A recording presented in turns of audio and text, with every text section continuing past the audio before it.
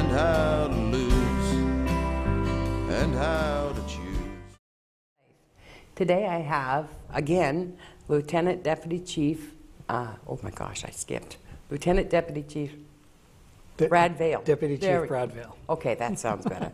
Where'd the lieutenant come from? What happened? Because coming up through the ranks, I was a lieutenant at one Oh, time. I see. Now I'm a deputy chief. Okay, so now you're Deputy Chief. You're not. Correct. That's confusing. Yeah, it was confusing for me too. I know. I'm so bad with names, and then it seems I get right on the show, and then all of a sudden lose it. But that's okay. Everybody understands. Yeah, People do absolutely. understand. Absolutely. But I know today we were going to talk about prescription drug use and Yep. how you can identify somebody that's either using or abusing, and what to do to keep yourself safe if you are. Absolutely. One of the things I'd like to throw out is that obviously, there are people that need prescription medications, and obviously there are people that legitimately use them as prescribed. There are times when people don't use them as prescribed and they abuse them themselves, or there are people that, like we had talked earlier about your concern of safety, there are people that, try to break in and steal medications and try to sell them. With prescription medications, there is actually a black market for prescription medications, so to speak, where if, say, you have a valid prescription in your house of a pain reliever or a narcotic, and somebody breaks in and steals them, they can, sell each pill for, say, $5 on the street, make a profit. And sometimes people that have addictions themselves that can't get their hands on the medication quite often try to break in and steal your medications for your own use. So there are things to be wary of safety-wise, where you should know where your prescriptions are kept, keep them locked up.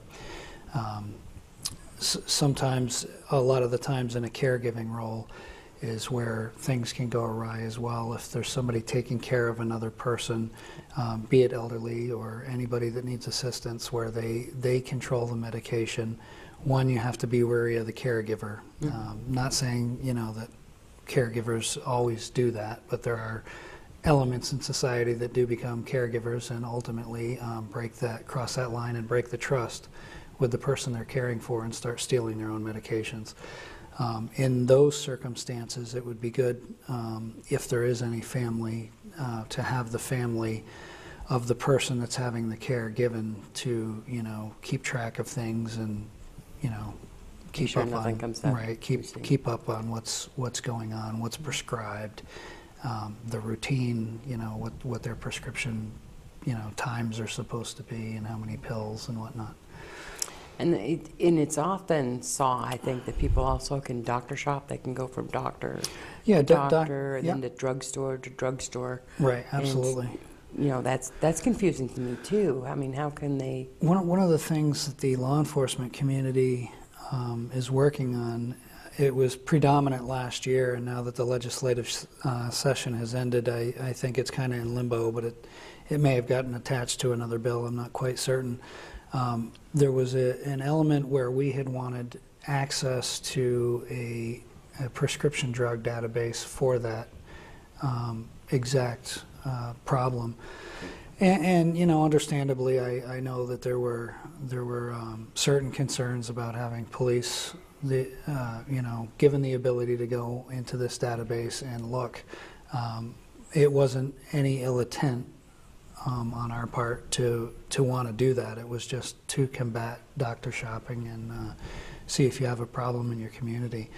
One of the things with doctor shopping is the onus should be a little bit on the doctors as well. That's right. They should be looking out for the signs of a would-be doctor shopper. Okay.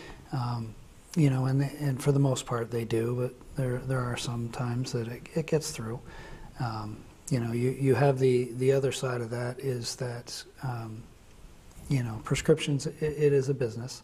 So there are pharmaceuticals that visit hospitals and doctor offices, and they want their product sold because they make money. And I'm not saying there's kickbacks, but I'm sure there's something along that line where if you keep prescribing this medication, you get a discount or whatever. So it's you always have to be on the lookout for that as well. That's right. And another thing you want to say about that too is that what's important, I think too, that I'm aware of anyway, is the people that doctor shop often do it from an emergency room, and then, Right. and really, I think everybody should have like a primary care. Mm-hmm. The primary care then can keep track of what's going on, and I know through APD and Dartmouth, they both communicate, so Yes. they both got Yeah, to they know. And then another thing too is that your drugstore, if you have a regular drugstore and you're going to a different drugstore somewhere, red flags, Right, absolutely. And one of the hard things is there's certain types of pain, like say if you go into an emergency room and say, I have back pain, how do you tell that person doesn't have back pain? You can fake that pretty good. And quite often it's, if you come in that emergency room, they're like, okay, well, I'll prescribe you this. Yep, that's right.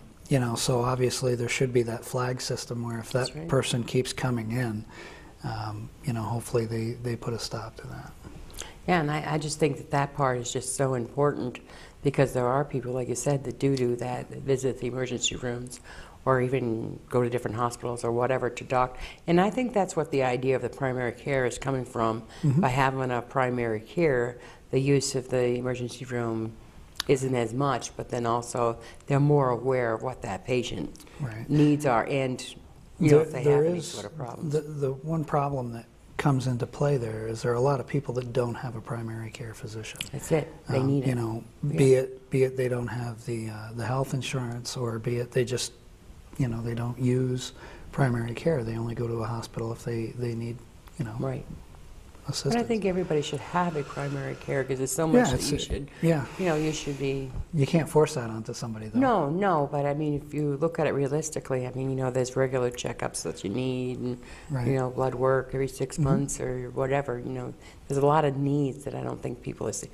But I also want to say, too, is there are a lot of help for people that don't have insurance, such as the Good Neighborhood Clinic. Yep, Dr. Dinosaur. Right. Those. Yep. Yep. All them things. So Absolutely. it is available. Absolutely. So, yeah.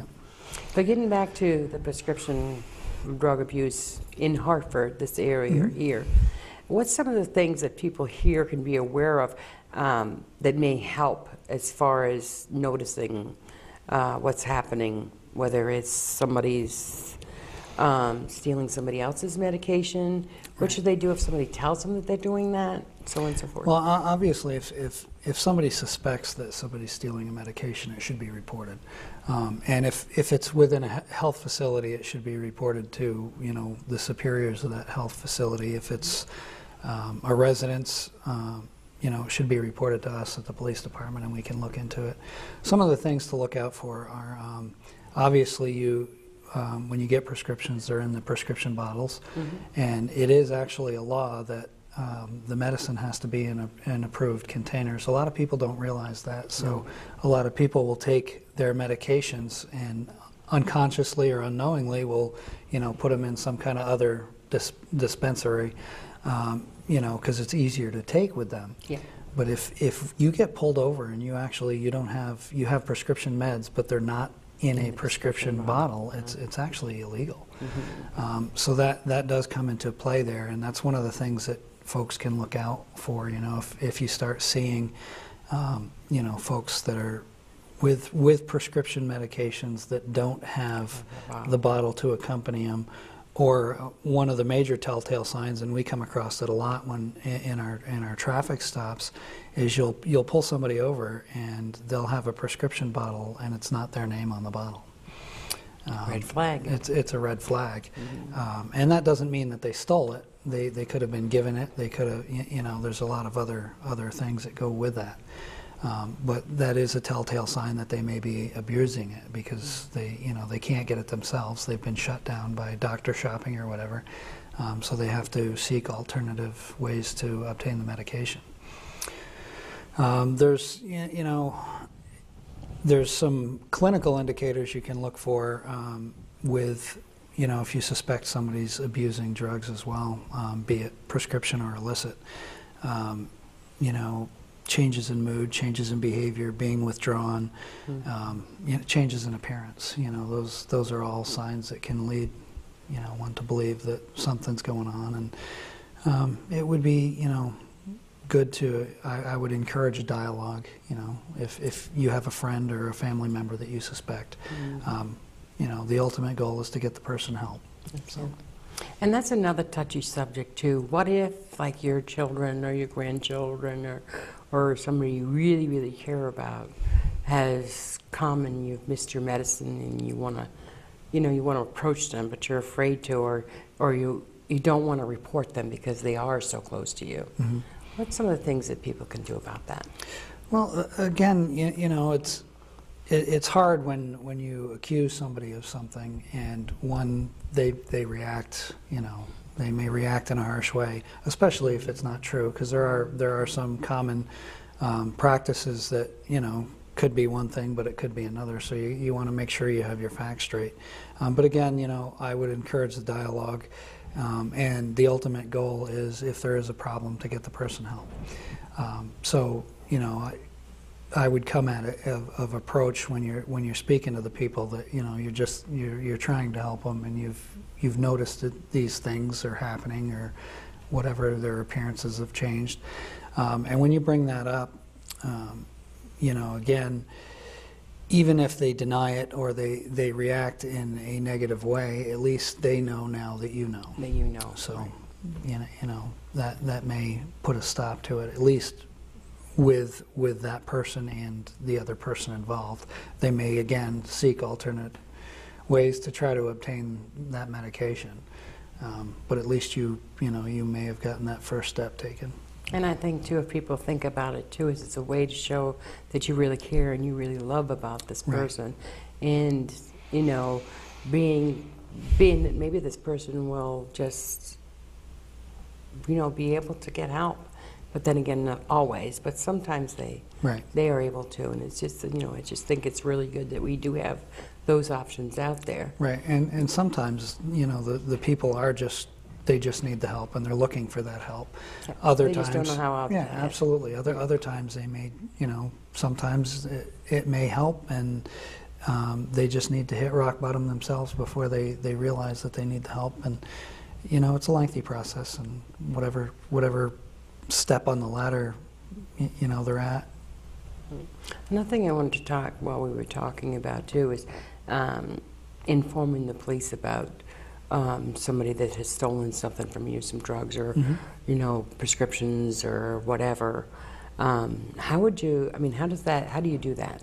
You just call up and just say, "Hey, right, I'm missing medication." Right, you call up and you make a police report for that. One of the things, and it does happen in our community quite frequently, that we have to be aware of, is that if you yourself have a prescription drug problem, or you're selling your prescriptions for money, and you call up and you make a false report that, you know, hey, my prescription's stolen, my doctor said he needs a police report before he can fill it, and that happens quite often.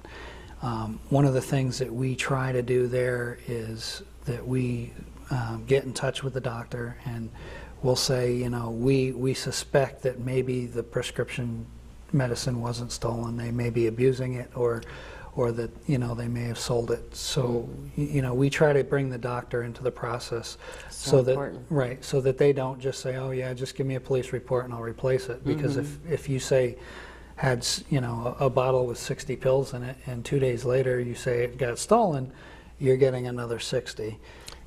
Just based on the fact that you made a report to us. So there is some obligation on us as well as the doctor to make sure that that's not happening. Right. And if you legitimately get your medication stolen from you, and that does happen. Yeah. You know, and again, you need to call and make the report. I know it's happened to a few people that I know of, and the hardest part was it was a family member, or it was somebody that they knew dearly. Right. And, you know, and I think, you know, it's one of the things the doctors always say is you have to be willing to do that, to turn them in. And Right. if they And look at the- it in different areas, might be a way to help them. Right, yeah, You know? to get them the help. And the obligation is, on you if you have a family member that you suspect or did steal your medication. Again, the obligation is on you to not just keep your mouth quiet, because it's not doing anybody any That's good. right. Not the person, not you, not the insurance companies that are, paying for all these medications if the person doesn't have insurance. So, everybody loses in that sense. And if you have family members like you suspect that's doing prescription drugs or whatever, I know a lot of people would say they found this particular thing in their child's room or their sister's room or whatever it is. And I think it's really close, and it's really hard for people to be able to come forward and say something about that. Right, and they shouldn't feel that way. No. I mean, if there's an elephant in the room, people got to talk about it. Well, but one of my concerns too is when that happens, though, and say that they do a drug search or seizure or whatever, that family member can get in trouble. Absolutely. Or, I mean, if you, if you're the owner of the property That's or the right. owner of the vehicle, and there's something in your vehicle or your house that's illegal, technically there is a liability aspect. I don't think people that's, see that that's, a lot. Right, that's incident dependent as well. I mean, if it's in a child's room and it's only attached to the child, and there's not, a plausibility of the person, the owner of the property knowing that it was there, then some of that liability is gone. But, again, it could be a liability aspect. Maybe some of the other signs is people traveling back and forth into your home, or Right. Yeah, that's strangers, another yeah. thing. Especially it happens a lot with the elderly, and I think we may have talked about this on the last show I did Yeah. with you. A lot of the times we'll hear an elderly person saying they'll be talking about their granddaughter or grandson and how they come over to visit them all the time. Yeah.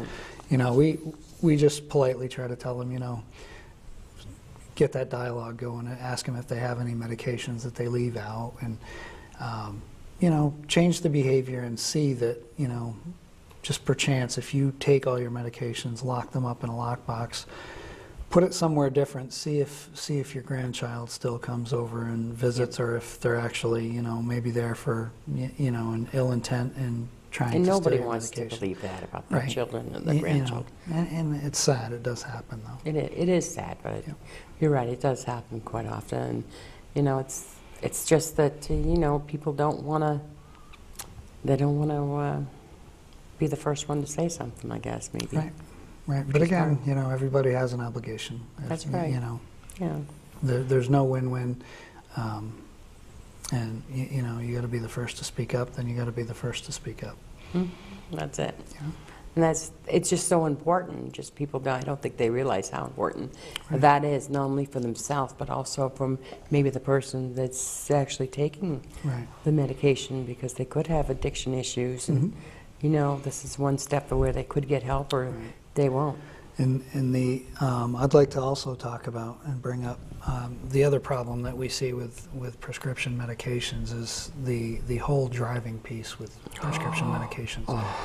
There's a misconception that I'm legally prescribed this medication. The bottle just says don't mix with alcohol or don't operate heavy machinery. And Heavy machinery. yeah, I mean a car is considered a piece of heavy machinery. Most people think, okay, I don't operate a bulldozer or a loader and backhoe, so I'm safe. So there is a widespread problem, not just in Vermont, but all over the country. And we have the DRE program, which I briefly touched on the last time, which I am a part of as well. We have 28 DREs currently in the state of Vermont. So what's a DRE? It's a drug recognition expert. We operate under the guise of the Drug Evaluation and Classification Program, where we categorize. We can come in and do an evaluation if somebody's suspected of driving under the influence of drugs other than alcohol.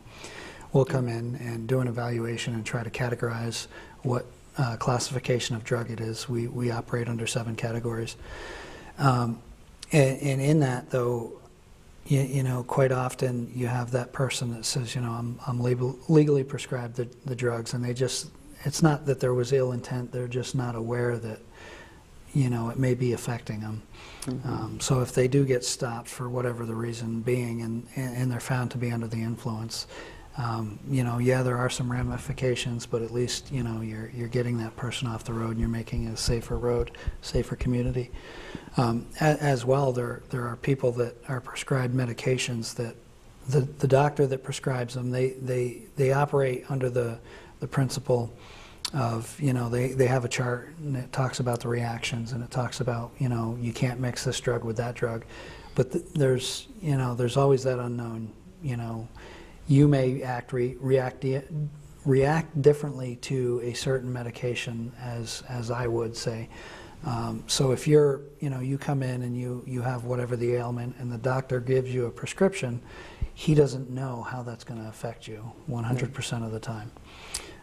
So if you have an adverse reaction and you're out, you know, you have to drive, whatever, you're going to the store, you're going to work, and you have that prescription in your system and it's affecting you adversely, you know, that, again, you may need the help and getting your medication straightened out. You have to go back to the doctor, but that all plays a role in, you know, driving. There's a under the reason influence. why they put that label absolutely. on there. Yeah. You know, and it is true. I have heard a lot of people say that they're well enough to drive. They don't have, and actually maybe that's what the drug actually fools them into thinking. Yeah, absolutely. You know? I mean, you know, the first thing to go in the human body, say when you absorb alcohol, is your judgment, and that's affected at a .02.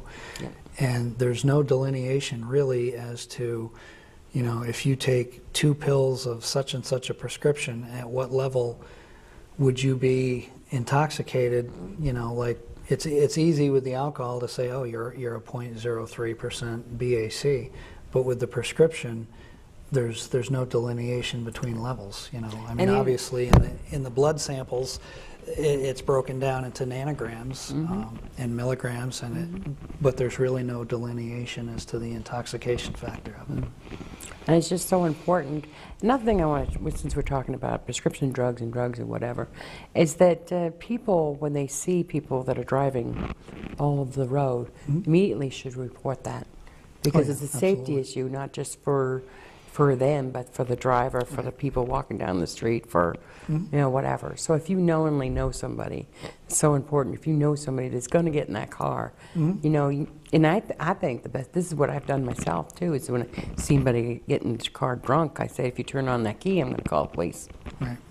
Yeah, I mean, Safety. Again, you know, And I think the same thing goes obligation with- is on everybody. Exactly. In It's the not community, just you know, one it's person, not it's just one everybody. person. Right.